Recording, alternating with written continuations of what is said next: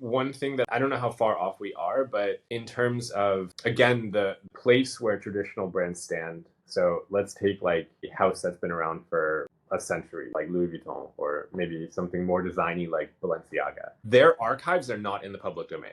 People who don't have access to their physical archives do not know everything that happened there. So I think that in a world where so many portfolios that are on websites and such have just been like taken and put into these generative models, those design houses may actually have a real leg if they can leverage their own history and archives to kind of create models that are licensable.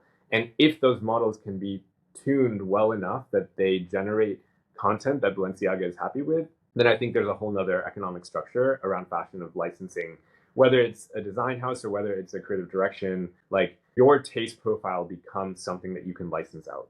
And I think that that's definitely in the cards for the future. There's a part of me that is like, I always want there to be a chance for the underling or the new upshoot to be able to come into the market. And fashion is notoriously one of the most dominated by the top 10 heavy players. It's pretty bad. It's like the fashion conglomerates basically own the fashion industry. And so it's really only if they want you up there that you'll join. And I think, like, how does the person without any archives, without like any of the kind of leverage points that these other brands have, how can they play in this new space? For myself, I never want to forget that a lot of it will come down to people exploring outside of their narrow focus.